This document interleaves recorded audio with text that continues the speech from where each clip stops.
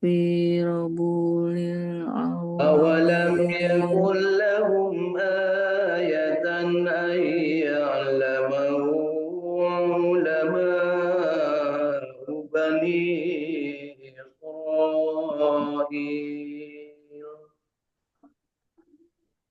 أولم يكن لهم آية أن يعلموا علم ولو بني إسرائيل. نزلناه على بعض الأعجمين ولو نزلناه على يعت العالمين فقرأه عليهم ما كانوا به مؤمنين. فقرأه عليهم ما كانوا به مؤمنين. Lanjutkan kita ke ayat ke 100 ke 200 ke ayat ke 200. Kadzalika salaknahu fi qulubil mujrimin. Kadzalika salaknahu fi qulubil La mujrimin. yu'minuna bihi hatta yarawul adzabal alim. La yu'minuna bihi hatta yarul azabal alim. فيأتيهم بغتة وهم لا يشعرون. Fayatiyahum ya'tadaw wa hum la فيقولوا هل yash'urun. نحن منظرون. Fayaqulu hal nahnu munzarun. أفبعذابنا يستعجلون. Apa bi'adzabina yasta'jilun. أرأيت إن متعناهم سنين Afara'aita in ثم matta'nahum جاءهم ما كانوا summa ja'ahum ma kanu yu'adun.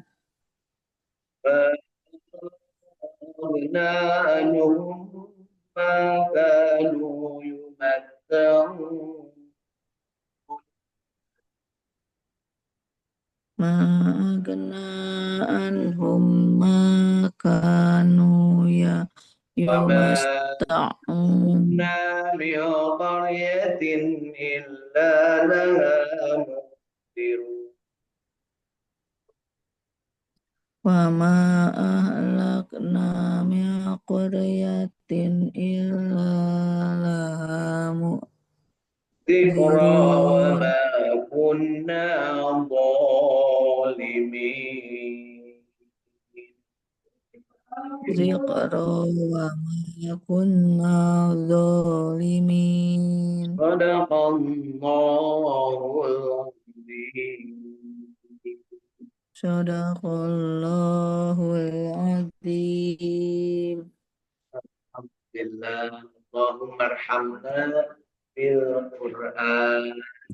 Bacaan kita yang baiknya, yang benarnya, mudah-mudahan diterima oleh Allah Subhanahu wa taala, dan bacaan yang salahnya mudah-mudahan Allah ampuni dan kita diberikan kesempatan untuk terus-terusan hidup dalam keadaan mencintai Al-Qur'an, dalam keadaan yang selalu ingin meningkat kualitas hidup kita dari berinteraksi dengan Al-Quran dengan cara membaca, memahami, mengamalkan isinya, menikmati amalan dalam mengamalkan apa yang isi Al-Quran, dan kita menyebarluaskannya, termasuk memviralkan, mendakwahkan, men-share file-file ataupun rekaman kepada sahabat-sahabat kita dalam tentunya forum-forum yang sesuai dengan kapasitas dan kapabilitas kita masing-masing. Mau ada yang ikut, syukur, alhamdulillah.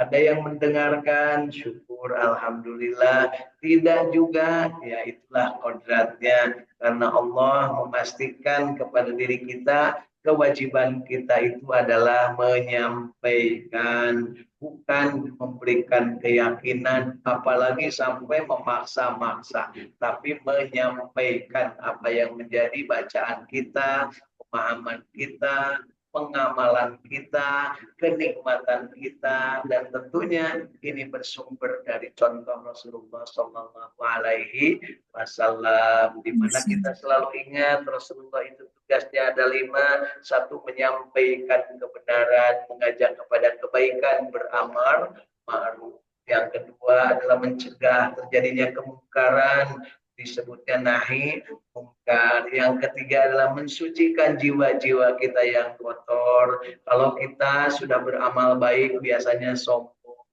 diomong-omong, di meja-meja, ingin ditulis, ingin diperhatikan. Dan kalau kita berbuat jahat atau kita kelanjur berbuat dosa, ingin ditutupi, ingin tidak diketahui orang lain, ingin kalau bisa dihapuskan. Ya, inilah tazkiyah kita, membersihkan jiwa-jiwa kotor dalam diri kita, termasuk menghilangkan takabur, iri, dengki, jahil, aniaya, dan sifat-sifat yang lainnya yang tidak baik, toma. Kemudian kita berbuat sesuatu yang hasud kepada orang lain. Kemudian yang berikutnya adalah basyiron, menyampaikan kabar-kabar gembira.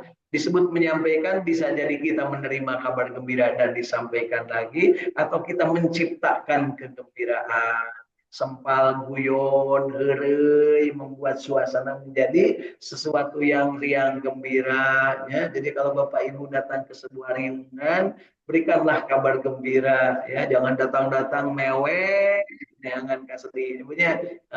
Dan yang terakhir adalah hindari perbuatan-perbuatan yang akan menimbulkan siksa dan azab Allah, yaitu dengan cara memberikan peringatan, memperingatkan kepada diri sendiri, termasuk juga memperingatkan kepada orang lain. Pengalaman-pengalaman dari yang tidak baik, kalau mau diceritakan, jangan diceritakan dalam pengertian untuk menebar kejelekan itu, tapi dalam rangka menjadikan waspada bagi orang lain agar tidak mengalami. Jadi 5 hal ini harus selalu amar ma'ruf, nahi mungkar, tazkiyatun nafs, basyiron, nadhiron. Itulah apa yang menjadi intisari apa yang disampaikan Rasul sallallahu alaihi wasallam, dan Rasul mengamalkannya berdasarkan Al-Qur'anul Karim. Dan Rasulullah menyampaikan kepada kita, khairukum man ta'allamal Qur'an wa 'allama. Sebaik-baik kalian adalah yang belajar Al-Qur'an dan mengajarkannya.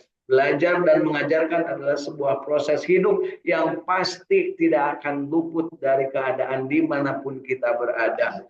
Dimulai dari membaca situasinya, memahaminya, kemudian kita mengamalkan, menindaklanjuti, termasuk menikmati apa yang menjadi sajian alam di dunia ini, kemudian kita juga menyampaikan kepada orang lain. Ya, mudah-mudahan kita termasuk yang disebut oleh Rasul khairun nas anfa'uhum linnas. Sebaik-baik manusia adalah yang paling banyak manfaatnya bagi manusia yang lainnya. Ingat Bapak Ibu, kalau kita sudah merasa mendapatkan manfaat, mendapat nikmat dari hidup, sampaikanlah kepada orang lain. Jangan ragu-ragu, kebenaran itu datangnya dari Allah dan kita jangan ragu menyampaikannya.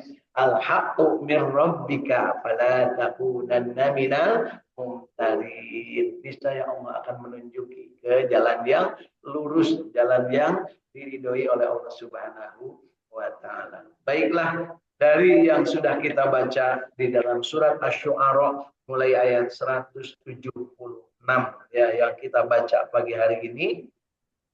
Mari kita lihat apa yang bisa kita ambil sebagai pemahaman. Mudah-mudahan ada yang bisa kita amalkan, kita nikmati dan kita sebarluaskan kepada orang-orang di sekeliling kita.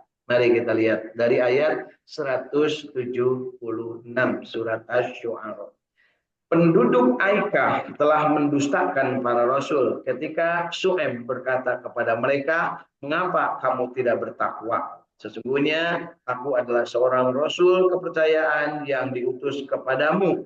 Maka bertakwalah kepada Allah dan taatlah kepadaku, dan aku sekali-kali tidak minta upah kepadamu atas ajakan itu. Upahku tidak lain hanyalah dari Allah, Tuhan semesta alam." Itulah yang disampaikan oleh Nabi Syuaib. Nabi Syuaib Ya. ini diperintahkan kepada kaum Aika. Dosa besarnya adalah mereka itu suka mengurangi timbangan. Ya, dia zalim. Karena apa? Kalau menjual barang kepada orang lain, maka di timbangannya itu diberatkan. Katakanlah jelas-jelas 25 kilogram itu ditulisnya 25, tapi begitu ditimbang ke rumah tinggal 23. Nah, umpamanya seperti itu. Kemarin di negeri kita beberapa waktu yang lalu pernah terjadi beras di samping dioplos beras juga ternyata kiloannya ya itu ada yang kurang 5 kilogram datang ke rumah cuma 4,9. 1 on dari setiap kantong berapa juta kantong ya. Nah, itu terjadi dan alhamdulillah sudah ditindak pelakunya. Pelakunya bukan orang kecil, orang yang cukup besar. Bahkan kebagian para penggawa-penggawa juga ya, para yang menjadi tukang meloloskannya. Ya, alhamdulillah dengan diadakannya apa namanya sweeping, dia diperiksa oleh sahabat-sahabat kita yang berada di aparat penegak hukum, maka ketahuanlah kong kaling kong, maka jadilah King Kong. Gitu ya. Jadi kaum Su'aib ini, kaum Aikah, itu gawainya itu kalau menjual dia beratkan sehingga menjadi mahal harganya atau tidak sesuai, dan kalau membeli dia ingin supaya murah dan kalaupun 50 kilo dia hanya bayar ataupun dia bisa mendapatkan 55 kilo atau bayarnya lebih murah. Nauzubillah ya. Sekarang apakah terjadi juga seperti itu? Nyata terjadi. Apa yang diceritakan dalam Al-Qur'an tentang kelakuan-kelakuan makhluk-makhluk Allah namanya manusia dari zaman-zaman yang lalu terjadi di zaman ini. Gak mungkin gak terjadi. Fir'aun yang kelakuannya naudzubillah terjadi saat ini. Namrud akan terjadi. Kelakuan kaum Lut terjadi saat ini, LGBT di mana-mana. Ya, karena kelakuan kaum Nabi Hud terjadi juga. Kelakuan kaum Samud, kaum Nabi Soleh terjadi juga. Termasuk kelakuannya urusan timbang-timbangnya barang dagangan ini terjadi juga saat ini. Itulah kaumnya Nabi Syuaib. Tempatnya di tempat Aikah, negerinya di negeri Madyan. Ya, mudah-mudahan kita ke sana ya, Bapak Ibu. Sekarang negeri itu namanya Zordania. Ya, daerah itulah ya. Lanjut ke ayat 181. Sempurnakanlah takaran dan janganlah kamu termasuk orang-orang yang merugikan. Dan timbanglah dengan timbangan yang lurus. Nah, kalau dulu ada kilo entong, ya harus sampai lurus. Dilihat di bawahnya diganjel apa enggak, ditambahin atau enggak. Ya. Kemudian kalau sekarang ada timbangan-timbangan teknologi bagus di kita, langsung. Nah, pastikan dulu dari nol. Ya. Kemarin sempat juga ada rame-rame ya, ada timbangan mulainya tidak dari nol tapi dari 1, sehingga begitu 50 kilo itu yang ada hanya 49 kilo. Dan timbanglah dengan timbangan yang lurus dan janganlah kamu merugikan manusia pada hak-haknya. Dan janganlah kamu merajalela di muka bumi dengan membuat kerusakan. Merajalela itu ngerajaan teh lela, namun Meratu Lela, kerajaan Bang Dede, ya.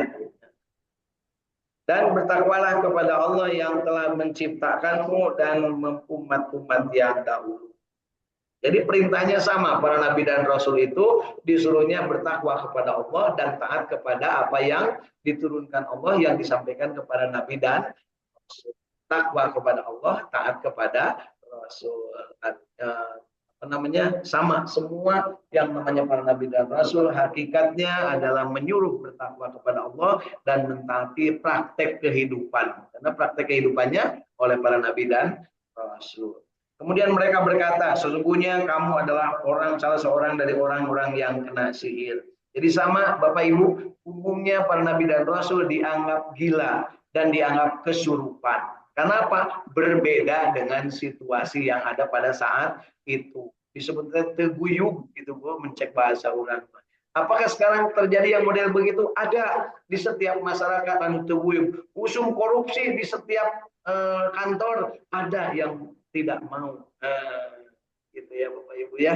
Mudah-mudahan kita termasuk yang tidak mau ya. Oh, daun rek korupsi lagi atuh Pak. Ya, dan kamu tidak lain melainkan seorang manusia seperti kami. Dan sesungguhnya kami yakin bahwa kamu benar-benar termasuk orang-orang yang berdusta. Maka jatuhkanlah atas kami gumpalan dari langit jika kamu termasuk orang-orang yang benar. Nabi Syuaib berkata, Tuhanku lebih mengetahui apa yang kamu kerjakan. Kemudian mereka mendustakan Nabi Syuaib, lalu mereka ditimpa azab pada hari mereka dinaungi awan. Sesungguhnya azab itu adalah azab hari yang besar. Sesungguhnya pada yang demikian itu benar-benar terdapat tanda kekuasaan Allah, tetapi kebanyakan mereka tidak beriman. Dan sesungguhnya Tuhanmu benar-benar dialah yang maha perkasa, lagi maha penyayang.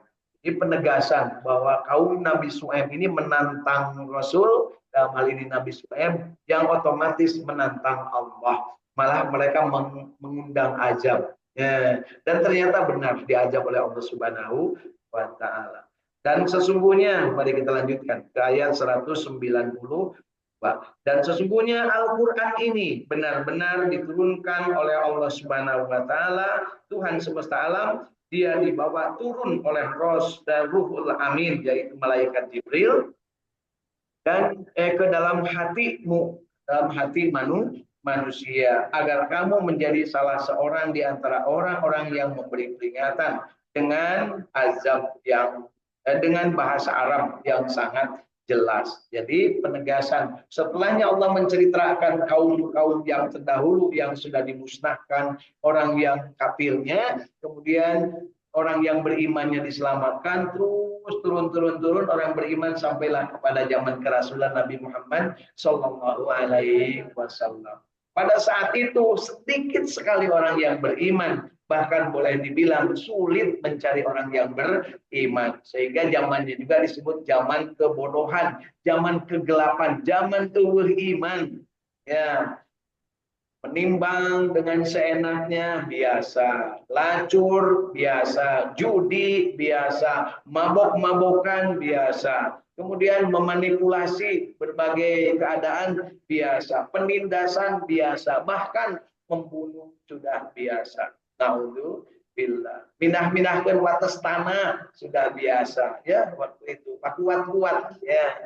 Jadi di zaman jahiliyah itu komplit Bapak Ibu, kelakuan Fir'aun ada di situ, kelakuan Namrud ada di situ, kelakuan kaum Nabi Lut ada di situ, kelakuan kaum Nabi Syuaib, kaum Aika ada di situ, kelakuan kaum Samud ada di situ, kelakuan kaum Ad ada di situ, kelakuan Fir'aun juga ada di situ. Komplit. Kumpul di kota Mekah. Ayat segala kelakuan. Karena kota Mekah pada saat itu tempat berkumpulnya orang-orang dari Mesir, dari Yaman, dari Syam untuk berdagang.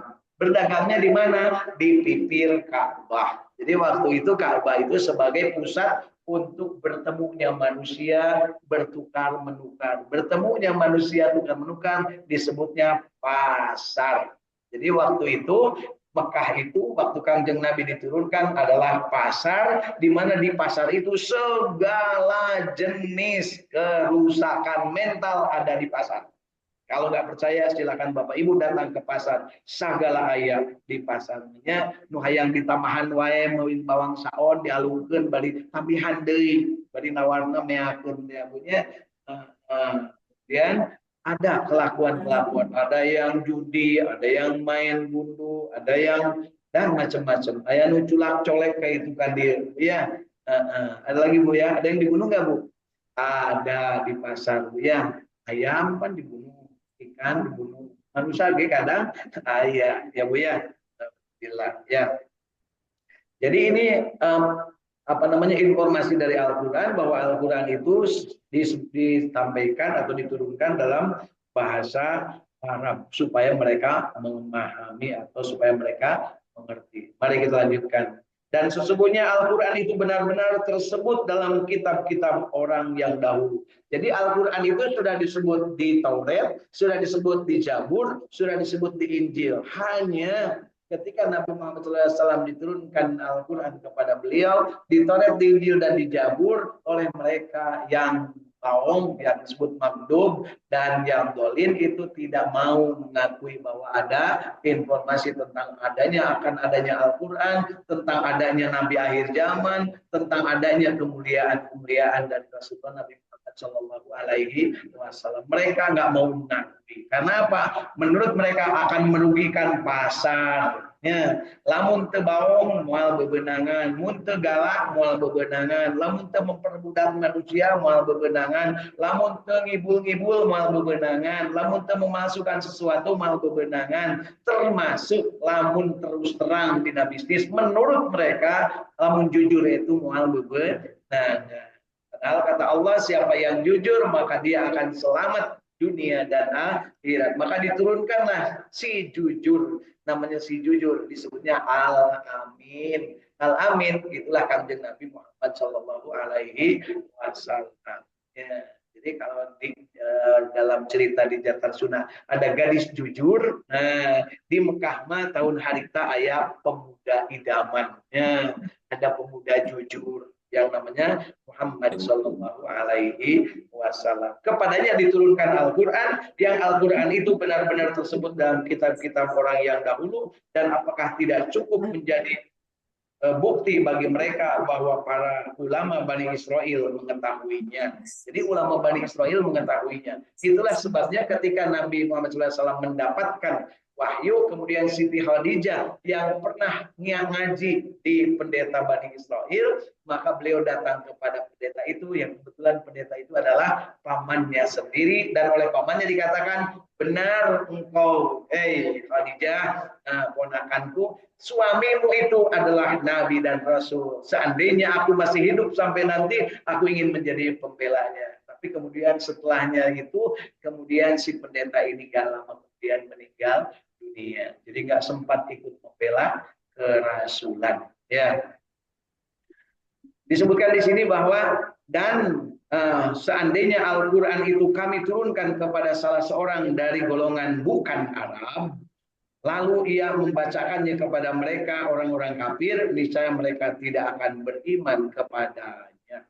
Jadi kalaupun Al-Quran diturunkan itu kepada orang Bani Israel sendiri, bukan Arab itu Bani Israel. Jadi Arab itu bukan Bani Israel. Arab itu Bani Ismail.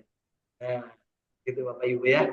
Jadi kalau Bani Ismail itu kan turunan Nabi Yakub, Yakub itu anak Nabi Ishak, Ishak itu anak Nabi Ibrahim. Sedangkan Ishak itu turunan dari Siti Sarah, turunan Nabi Ibrahim dari Siti Sarah. Nah, yang namanya Ismail tidak pernah disebut Bani Ismail, tapi disebutnya bangsa keturunan Arab. Itu Bapak Ibu ya, jelas. Tapi kayeuna akur-akur eta antara dua keturunan teh. Nu teu akurna, nu bikin teu akurna naon? Nyaeta pengen merasa lebih mulia. Bisa diakurkan dengan cara apa? Dengan cara kesamaan tauhid, kesamaan akidah. Yaitu dengan cara apa? Dengan bersyahadat kepada Allah Subhanahu wa taala dan meyakini kerasulan Nabi Muhammad. Artinya menjadi muslim. Ya. Jadi selagi mereka belum menjadi muslim, pasti akan merasa iri kepada muslim. Kenapa? Ya. Mereka menyembunyikan sesuatu, bahkan dilaknat Allah, dimurkai Allah, disebutnya kelompok maghdubi alaihim. Kemudian ada juga kelompok yang tidak terang-terangan menentang, tetapi mereka tidak mau, bahkan mereka meyakini apa yang tidak sesuai dengan ajaran Islam. Disebutnya dolin, maghdubi alaihim waladhalin, disebutnya di dalam Al-Fatihah ayat. Sedangkan orang-orang yang lurus, yang imannya kuat, bertakwa kepada Allah dan para nabi dan rasul, disebutnya mustaqim. Bapak Ibu mau termasuk maghdub dolin atau mustaqim? Mustaqim, alhamdulillah. Gede adik hayang nama, hayang mustaqim. Kan kadang-kadang kurang teh kabeng tergoda menjadi maghdub, galak, telengesnya, hayang kapuji, kemudian juga apa lagi Bu? Ingin serba diberikan layan oleh orang lain, bahkan kadang semena-mena kepada orang lain, sangeunahna, hirupna, galak, bokorongos, bokolotot, itulah kelompok orang-orang yang disebut mamdu. Dan ada juga yang diam-diam tidak pernah mengikuti apa yang diajarkan Al-Quran, dan dia malah cenderung mengajak kepada orang-orang yang sudah istiqomah di dalam agama Islam, disebutnya dolin, yang tersesat. Nah, orang yang sudah berikrar asyhadu an la ilaha illallah wa asyhadu anna muhammadar rasulullah kadang-kadang mengikuti gaya hidup mereka, si maghdub dan si dolin, disebutnya millah, kelakuan, ya, disebut kelakuan millah dari orang-orang maghdub dan dolin. Dan pada saat itulah kadang-kadang si orang ini eling, jadi kadang eling, kadang gelo, kadang eling, kadang edan, kadang ubah, kadang gingsir. Nah, orang yang kadang ubah, kadang gingsir, kalau pada saat mati tidak sempat untuk bertobat, disebutnya nabi. Cirinya ada 3, kalau ngomong bohong, kalau janji ingkar, kalau diberi amanat dia hianat. Kira-kira banyak nggak model-model semacam itu saat ini? Banyak, wake, seueur pisan. Nu jadi pertanyaan, apakah Bapak Ibu termasuk yang begitu? Lamun teu ngaku kacida punya. Tapi segera kita bertobat. Astagfirullahaladzim, kamari abdi bohong. Ya Allah, kan gitu doa kami. Ya Allah, kamari abdi janji. Ya Allah, ampuni karena tidak ditepati. Ya Allah, kamari mendapat amanat tapi tidak disampaikan, tidak dilaksanakan, dihianati. Ya Allah, ampuni. Ya, minta kepada Allah, dan insya Allah wallahu ghafur.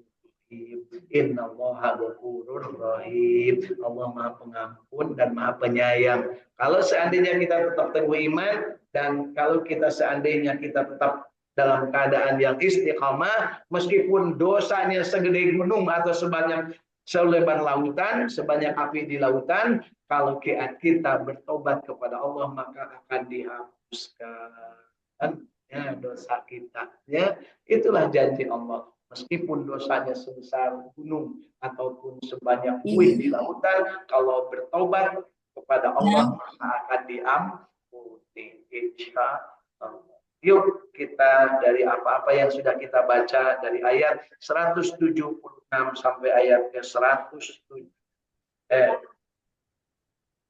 Iya sampai 209. Jadi belum ya. Masih belum nih, ada 10 ayat lagi. Lanjutkan ke ayat ke-200 ya, 200. Demikianlah kami masukkan Al-Qur'an ke dalam hati orang-orang yang durhaka. Mereka tidak beriman kepadanya hingga mereka melihat azab yang pedih. Maka datanglah azab kepada mereka dengan mendadak sedang mereka tidak menyadarinya. Lalu mereka berkata, apakah kami dapat diberi tangguh?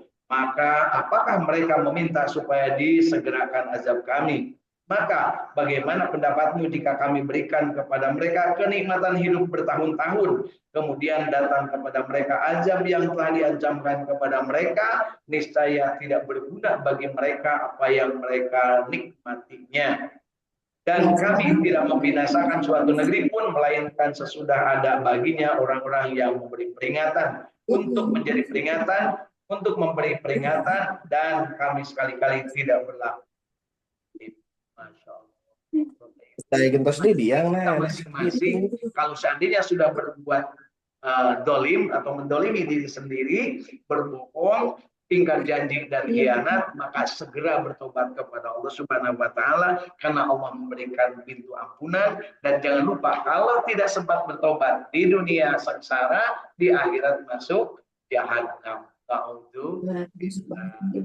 Diwanti-wanti dari Allah di ayat-ayat yang kita baca pada pagi hari ini tentang bagaimana kita berlaku dan bersikap sebagai insan yang beriman. Ingat, yang beriman di dunia hanya sedikit.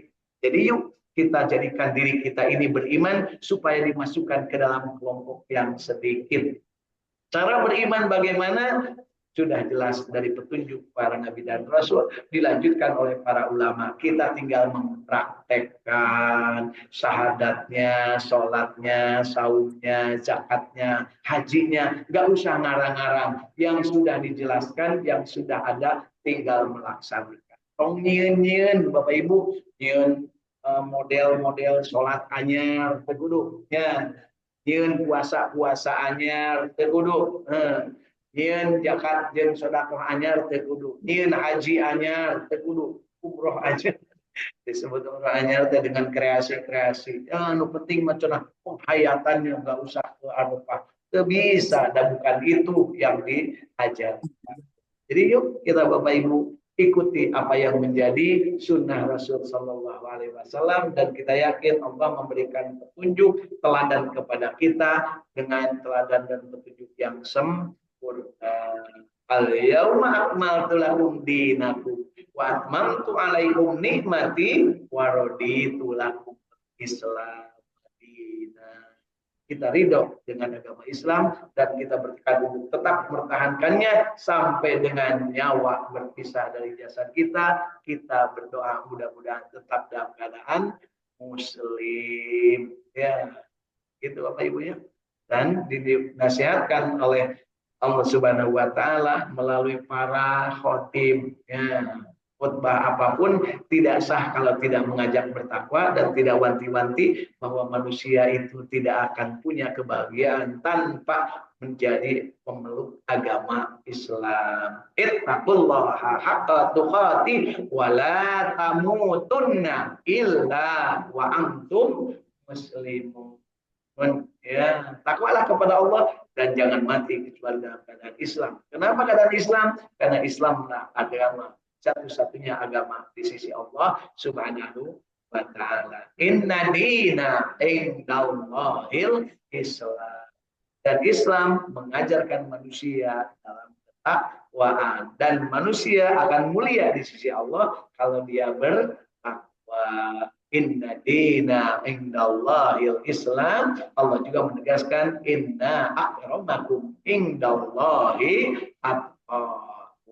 Memeluk agama Islam saja tidak cukup, tapi harus istiqomah menjalankannya sehingga menjadi orang yang bertakwa. Ingat, orang munafik itu bukan orang kafir. Orang munafik adalah orang Islam yang mulutnya yang diomongkan beda dengan yang dilakukan, alias bohong, yang janjinya kadang-kadang diingkari atau tidak diingkari, ya, atau tidak ditepati, ya, atau yang diberi amanah dan dia mengkhianati amanah, malah korupsi, dikasih kesempatan untuk menjadi pimpinan malah memperkaya diri atau semena-mena terhadap rakyat atau dan sebagainya. Banyak sekali, dan itu tentunya terpulang kepada diri kita